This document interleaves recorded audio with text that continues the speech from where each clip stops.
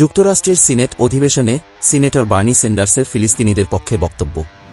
Mister president, আন্তর্জাতিক অপরাধ আদালতের সাম্প্রতিক পদক্ষেপ ব্যাপক মনোযোগ ও বিতর্কের সূচনা করেছে। আন্তর্জাতিক আদালতের মূল উদ্দেশ্য হচ্ছে মারাত্মক মানবতা বিরোধী অপরাধ, আন্তর্জাতিক অপরাধ, গণহত্যা, যুদ্ধ অপরাধ এবং আগ্রাসনমূলক অপরাধের বিচার নিশ্চিত করা। আমি বিশ্বাস করি এটা অত্যন্ত গুরুত্বপূর্ণ যে আমরা সকলেই এই অপরাধের জন্য দায়বদ্ধতাকে এবং আন্তর্জাতিক অপরাধ আদালতের গুরুত্বপূর্ণ মিশনকে সমর্থন করি। মিস্টার প্রেসিডেন্ট, গত বছর আন্তর্জাতিক অপরাধ আদালত রাশিয়ার প্রেসিডেন্ট পুতিনকে আন্তর্জাতিক আইনভঙ্গকারী এবং যুদ্ধ অপরাধী হিসেবে ঘোষণা দেয়। আন্তর্জাতিক অপরাধ আদালত পুতিন এবং তার একজন উচ্চপদস্থ কর্মকর্তার বিরুদ্ধে এই বলে গ্রেফতারি পরোয়ানা জারি করে যে তারা বেআইনিভাবে হাজার হাজার ইউক্রেনীয় জনগণ, নারী, পুরুষ এবং শিশুকে পদ্ধতিগতভাবে অপহরণের মাধ্যমে স্থানান্তরিত করে যুদ্ধ অপরাধ করেছে। এটি বিশ্বাস করা যুক্তিসঙ্গত যথেষ্ট কারণও রয়েছে। আমি আন্তর্জাতিক অপরাধ আদালতের এই সিদ্ধান্তকে সমর্থন করেছিলাম এবং প্রকৃতপক্ষে এটা ছিল ইউক্রেনীয়দের প্রতি পুতিনের করা কৃতকর্মের সামান্য প্রতিদান। দ্বিতীয় বিশ্বযুদ্ধের পর পুতিনই ইউরোপে ব্যাপক ধ্বংসাত্মক যুদ্ধ শুরু করেন, যেখানে ব্যাপক বোমা বর্ষণের ফলে ৩০,০০০-এরও অধিক বেসামরিক নাগরিক নিহত হয় এবং বেসামরিক স্থাপনা ধ্বংসপ্রাপ্ত হয়। এতে ব্যাপক সংখ্যক মানুষ বাস্তুচ্যুত হয়। ভয়ানক এই যুদ্ধে রাশিয়া এবং ইউক্রেনের লক্ষাধিক সৈনিক নিহত হয় এবং আরও অধিক পরিমাণ আহত হয়। সেই সময় যুক্তরাষ্ট্র আন্তর্জাতিক আদালতের সিদ্ধান্তকে স্বাগত জানিয়েছিল।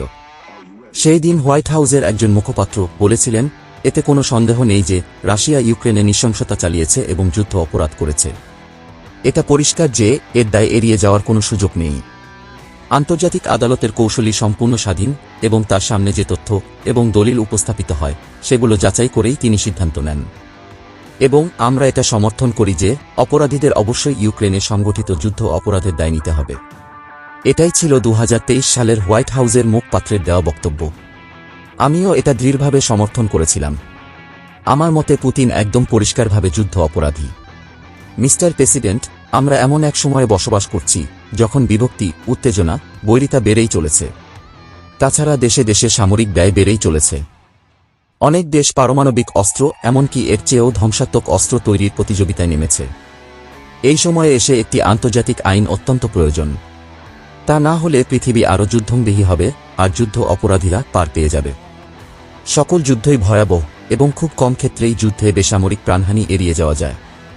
দ্বিতীয় বিশ্বযুদ্ধের ভয়াবহতার পর সারা বিশ্বের দেশগুলো একত্রিত হয়ে যুদ্ধ পরিচালনার নীতিমালা প্রণয়নের চেষ্টা করেছেন এবং বেসামরিক প্রাণহানি কমানোর চেষ্টা করেছেন। মিস্টার প্রেসিডেন্ট, গতকাল আন্তর্জাতিক অপরাধ আদালতের কৌশলী হামাসের শীর্ষস্থানীয় ৩ জন নেতার বিরুদ্ধে গ্রেফতারি পরোয়ানা জারির অনুরোধ জানিয়েছেন, যাদের মধ্যে রয়েছেন ইয়াহিয়া সিনওয়া, যিনি গাজায় হামাসের দলনেতা। আমার দৃষ্টিকোণ থেকে সিনোয়া এবং তার সহযোগীরা পরিষ্কারভাবে যুদ্ধাপরাধী। ভয়াবহ অক্টোবরের ৭ তারিখে ইসরায়েলের উপর হামাসের সন্ত্রাসী হামলা এই যুদ্ধের সূচনা করে। এতে ১২ শতাধিক নিরপরাধ নারী, পুরুষ ও শিশু গণহত্যার শিকার হয় এবং ২৫০ মানুষ হামাসের হাতে বন্দী হয়, যাদের উপর যৌন নিপীড়ন চালানো হয়েছে। এই অপরাধগুলো যথাযথভাবে নথিভুক্ত হয়েছে। এই ব্যাপারে কোনো বিবাদ নেই। মিস্টার প্রেসিডেন্ট, আন্তর্জাতিক অপরাধ আদালতের কৌশলী ইসরায়েলের প্রধানমন্ত্রী বেঞ্জামিন নেতানিয়াহু ও প্রতিরক্ষামন্ত্রী ইয়োয়াভ গ্যালান্দ এর বিরুদ্ধে গ্রেফতারি পরোয়ানার অনুরোধ জানিয়েছে। আন্তর্জাতিক অপরাধ আদালত জানিয়েছে, ইসরায়েল বেসামরিক নাগরিককে ক্ষুধার্ত রাখাকে যুদ্ধের কৌশল হিসাবে ব্যবহার করেছে। বেসামরিক নাগরিককে ক্ষুধার্ত রাখাকে যুদ্ধাস্ত্র হিসাবে ব্যবহার করা পরিষ্কারভাবে যুদ্ধাপরাধ। আন্তর্জাতিক অপরাধ আদালতের কৌশলী সুনির্দিষ্টভাবে বলেছেন, বেঞ্জামিন নেতানিয়াহু সুচিন্তিতভাবে বেসামরিক নাগরিকের বেঁচে থাকার জন্য অপরিহার্য ত্রাণসামগ্রী পাওয়া থেকে ক্ষুধার্ত গাজাবাসীকে বঞ্চিত করেছেন, যা সুস্পষ্টভাবে জেনেভা কনভেনশনের লঙ্ঘন। বিষয়টা হল যে পুতিনের বিরুদ্ধে এবং সিনোয়ার বিরুদ্ধে গৃহীত পদক্ষেপ যুক্তরাষ্ট্রের জন্য স্বস্তিদায়ক, কিন্তু নেতানিয়াহুর বিরুদ্ধে গৃহীত যে কোনো পদক্ষেপই যুক্তরাষ্ট্রের জন্য অস্বস্তিকর। অনেকে বলেন, গণতান্ত্রিকভাবে নির্বাচিত বেঞ্জামিন নেতানিয়াহুকে স্বৈরাচারী পুতিন ও সন্ত্রাসী সিনোয়ার সাথে তুলনা করা কোনোভাবেই যুক্তিসঙ্গত হবে না। কিন্তু আন্তর্জাতিক অপরাধ আদালত কাউকে কারো সাথে তুলনা করেনি। প্রকৃতপক্ষে আন্তর্জাতিক অপরাধ আদালতের কৌশলী দেখেছেন প্রত্যেক নেতাই কি করেছেন, তাদের কৃতকর্ম দেখেছেন এবং তুলনা করেছেন আন্তর্জাতিক আইনের মানদণ্ড দিয়ে। আন্তর্জাতিক অপরাধ আদালত তার কাজ করছে যেটা তার করা উচিত। এটা উচিত নয় যে শুধু যে সিদ্ধান্ত আমাদের ইচ্ছার প্রতিফলন ঘটায় সেটাই গ্রহণ করতে হবে। অভিযোগগুলো আন্তর্জাতিক আইন বিশেষজ্ঞ এবং কৌশলীদের দ্বারা সর্বসম্মতিক্রমে গৃহীত হয়েছে।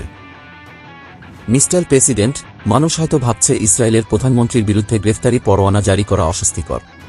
তাহলে চলুন দেখি তিনি কি করেছেন, এবং আমাদের বুঝতে হবে যে তার কৃতকর্মগুলো আন্তর্জাতিক আইনের মানদণ্ডে যুদ্ধাপরাধ কিনা। 7.5 মাসের যুদ্ধে 35,000 ফিলিস্তিনি নিহত, 80,000-এর অধিক আহত হয়েছেন, এবং সহস্রাধিক মানুষ ধ্বংসস্তূপের নিচে চাপা পড়ে আছেন যাদের উদ্ধার করা হয়নি, যাদের মধ্যে 60% মধ্যে নারী, শিশু এবং বৃদ্ধ। 258 জনের অধিক জাতিসংঘের কর্মী নিহত হয়েছেন, যা ইতপূর্বে কখনো হয়নি। মিস্টার প্রেসিডেন্ট, গাজায় 22 লক্ষের অধিক লোকের বসবাস, যার মধ্যে 17 লক্ষ মানুষকে জোরপূর্বক বাস্তুচ্যুত করা হয়েছে, যা সেখানকার জনসংখ্যার 4 ভাগের 3 ভাগ। আমাদের অঙ্গরাজ্যে এই অবস্থা হলে তা ভয়াবহ আকার ধারণ করত। কেবলমাত্র গত সপ্তাহেই 9 লক্ষ মানুষকে তাদের ঘরবাড়ি ছাড়তে হয়েছে, যাদের মধ্যে অনেকেই বারবার বাস্তুচ্যুত হয়েছে। এদের মধ্যে অনেক শিশু, বৃদ্ধ এবং অসুস্থ লোক রয়েছেন, তাদেরকে অন্নহীন, চিকিৎসাহীন এবং বাসস্থানহীন অবস্থায় এখান থেকে সেখানে বারংবার স্থান পরিবর্তন করতে হয়েছে। মিস্টার প্রেসিডেন্ট, আমরা যুদ্ধ অপরাধের কথা বলছি, যেখানে গাজার 60% ঘরবাড়ি ধ্বংস করা হয়েছে। তাদেরকে যদি আবার পূর্বের স্থানে ফিরে যেতে বলা হয়, তখন তারা কোথায় বাস করবে? আমি বিশ্বাস করি হামাস ইসরায়েলের কঠিন শত্রু। তাই বলে কি গাজার 60% ঘরবাড়ি ধ্বংস করতে হবে?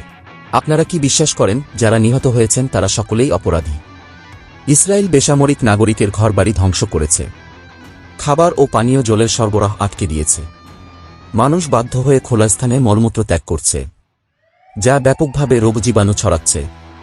গাজার 36টি হাসপাতালের মধ্যে 4টি বাদে সবগুলোকে ধ্বংস করা হয়েছে, আর যেগুলো ধ্বংস হয়নি সেগুলো ইসরায়েলি বাহিনী দখল করে রেখেছে, আর 400-র অধিক চিকিৎসককে হত্যা করা হয়েছে। কল্পনা করুন, যেখানে চিকিৎসা ব্যবস্থা সম্পূর্ণরূপে ধ্বংস হয়ে গেছে সেখানে হাজার হাজার আহত মানুষের কি অবস্থা হবে। তাছাড়া শিক্ষা ব্যবস্থাও সম্পূর্ণভাবে ভেঙে ফেলা হয়েছে। একটা কথা যেটা কেউ বলে না, সেই বাস্তুচ্যুত শিশুদের মানসিক অবস্থা কি, যাদের সর্বদাই ক্ষুধার্ত তৃষার্ত থাকতে হয়, সারাক্ষণ প্রচণ্ড বোমা বিস্ফোরণের শব্দ শুনতে হয় এবং নিহত ছিন্নভিন্ন লাশ দেখতে হয়। এই শিশুরা কি কখনো সুস্থ হতে পারবে? মিস্টার প্রেসিডেন্ট, ইসরায়েলি বাহিনী গাজায় প্রবেশের সকল পথ বন্ধ করে দিয়েছে, ফলে সেখানে ক্ষুধা তৃষা ভয়াবহ অবস্থা ধারণ করেছে, যেটা হল সুস্পষ্টভাবে মানবসৃষ্ট দুর্ভিক্ষ। আজকেই জাতিসংঘ জানিয়েছে গাজায় তারা তাদের সকল কার্যক্রম ইসরায়েলের বাধার মুখে সম্পূর্ণভাবে বন্ধ করে দিতে বাধ্য হয়েছে। ঠিক একই কারণে ওয়ার্ল্ড ফুড প্রোগ্রামের মানবিক ত্রাণ বিতরণ কার্যক্রম সম্পূর্ণভাবে বন্ধ করা হয়েছে। নেতানিয়াহু বলেছেন গাজায় নাকি কোনো ত্রাণ সংকট নেই, সেখানে কেউ ক্ষুধার্ত নেই, তাছাড়া সেখানে সকল ধরনের ত্রাণ সহায়তা বিতরণ চালু রয়েছে। আমার মনে হয় তার এই গল্প পৃথিবীর কেউ বিশ্বাস করবে না। আমরা কার কথা বিশ্বাস করব? নেতানিয়াহুর কথা না, যারা তাদের জীবন বাজি রেখে গাজাবাসীর জন্য কাজ করে যাচ্ছে তাদের কথা। গত মাসে 50টি ত্রাণ সহায়তাকারী সংস্থা ইসরায়েলের কাছে আবেদন জানায় গাজায় ত্রাণ বিতরণের জন্য, কিন্তু ইসরায়েল তা নাকচ করে দিয়েছে। মিস্টার প্রেসিডেন্ট, এই সিনেটের অনেক সদস্য, আমাদের পররাষ্ট্রমন্ত্রী ব্লিংকেন এবং আমাদের স্বয়ং প্রেসিডেন্ট জো বাইডেন নিজেই স্বীকার করেছেন যে গাজায় ত্রাণ সামগ্রী প্রবেশ করছে না। তার বিকল্প হিসাবে আমরা সমুদ্রে ভাসমানভাবে অনেক ত্রাণ সামগ্রী পাঠিয়েছি। এই অবস্থার পরেও আমরা কিভাবে নেতানিয়াহুর কথা বিশ্বাস করব? তাছাড়া আমাদের যুক্তরাষ্ট্র একটি গণতান্ত্রিক দেশ হিসাবে সারা বিশ্বে উজ্জ্বল দৃষ্টান্ত হয়ে দাঁড়িয়ে আছে। শুধু তাই নয়, আমরা যখন বিভিন্ন দেশ যেমন সৌদি আরব ও তুরস্ক, ইরানের মানবাধিকারের কথা বলব, তখন আমাদের এই ইসরায়েলের বিরুদ্ধে চুপ থাকার কারণে বিশ্বের অনেক দেশ আমাদের দিকে সমালোচনার আঙ্গুল উঠাবে। তাই আমাদের এখনই সিদ্ধান্ত নিতে হবে যে আমরা ইসরায়েলের বিরুদ্ধে চুপ থাকব না, সরব হব। ধন্যবাদ, মিস্টার প্রেসিডেন্ট।